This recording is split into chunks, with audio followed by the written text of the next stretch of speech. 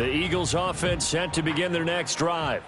It's a game that they would rather probably forget about, at least to this point, Charles. And one reason is turnovers. The turnover on the last drive, they had the issue in the first half as well, and that's really, unfortunately for them, helped to put this game out of reach.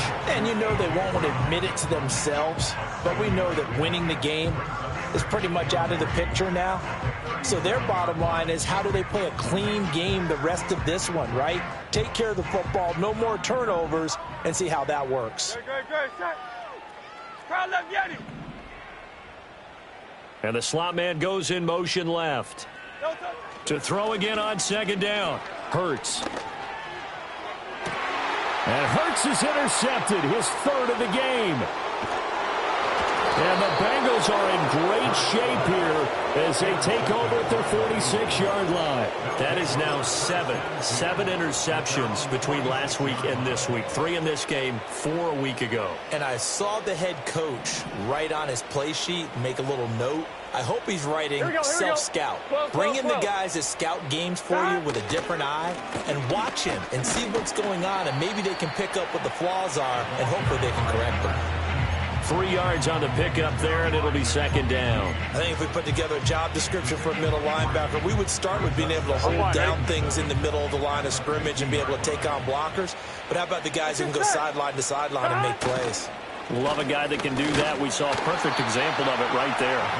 And he is across midfield from 149 to the other 49, a gain of just 2.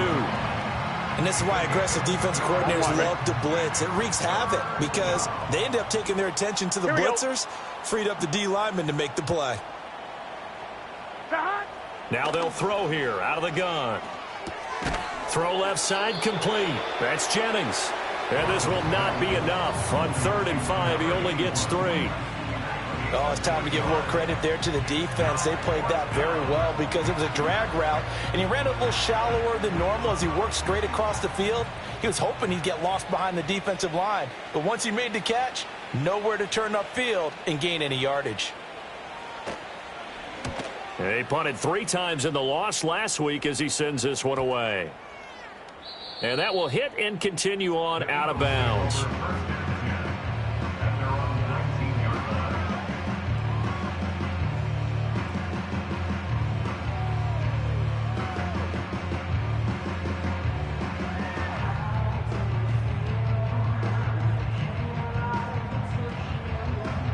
Already at the line, this Philly offense set to go.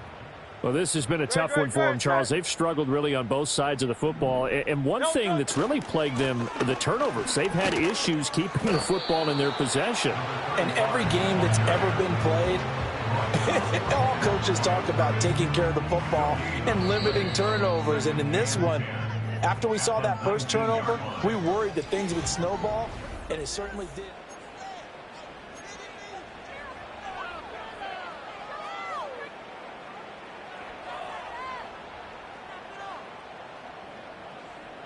Second and 10. 63. No touchdown. And they'll keep leaning on the running game. Back to the ground. And he almost gets this to the 30, taken down about a yard shy. It's an Eagles first down on a gain of 11. We'll definitely see some open running lanes, and he's taking advantage of it right now, but that shouldn't be a surprise. Defense has the lead. They're playing for the pass first. Work to do here to avoid falling to 1-1, but this is 1st and 10 right now. And they'll run on the inside handoff. And he can only manage to get a couple. 2nd and 8 coming up. And the trend continues here in the 4th like it was in the 1st, 2nd, and 3rd. He's had nowhere to run. And you're probably thinking to yourself, why do they keep feeding him the football? Well, they trust him first and foremost. They do believe that over time he might actually pop one of these runs. But bottom line is, he takes care of the ball well for them, so they'll keep handing it to him. Here's a 2nd and 8. Hands it off out of the gun. 4 yards on the pickup there as it'll leave him with a 3rd and about 4 more for first. He continues to struggle to find a crease to break off a big one and might need to just put that aside and just try and ram his way forward and get what he can.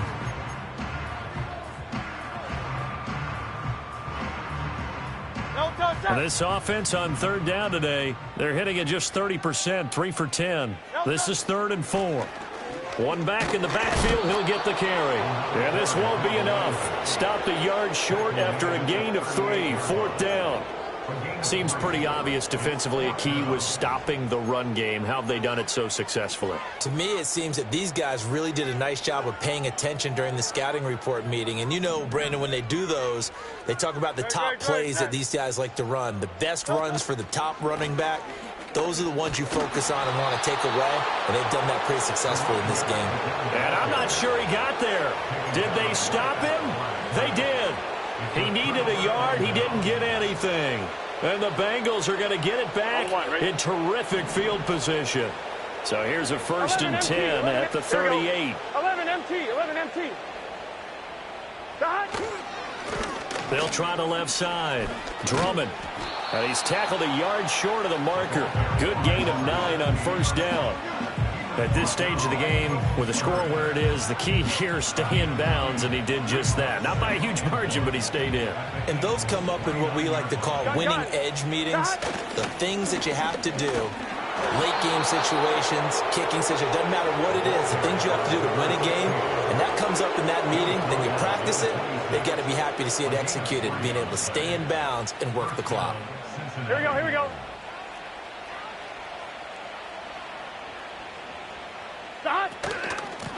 They'll run on 1st down. Drummond, and he can only manage to get a couple. 2nd and 8 coming up. Brandon, I've got to think this offensive line has got some smiles on its faces. And I know it sounds crazy, but they practiced for this back in training camp. They knew they'd be in situations where there'd be extra defenders in the box coming after them, trying to keep them from locking down a game. Right now, they want to show the world they're up to the challenge. 75 yards rushing for him now with a couple of touchdown runs to boot. And carries like that, that's how they're going to continue to salt this thing away here, Charles, in the 4th quarter. Yeah, how about that? A new set of downs. Clock continues to move. No better way to close out a game than to tap those mastodons you have up front and say, guys, keep pounding them. Let's keep the ball, keep their offense on the sidelines, and let's close this one out. Give him 9 on the carry that time, and they're set up with a 2nd and 1. Just 2 minutes remaining here in the 4th quarter of what has been a one-sided affair. From the 5 now, 2nd and a yard. What's your set? They'll try and run some clock here as they keep it on the ground. And he'll be brought down here at the 3-yard line. They give him 2 yards there as they're set up now with a 1st and goal. I'm wondering. At the 3-yard line.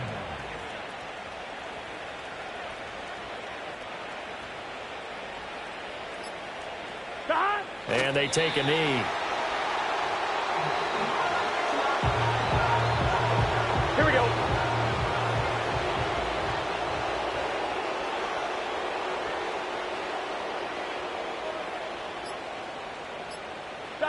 And they will take a knee here.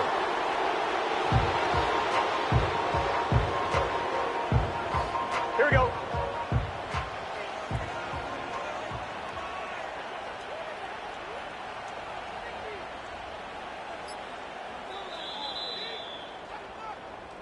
So this one in the win column now for the Cincinnati Bengals. And it was their defense that really made the statement after the break. They pitched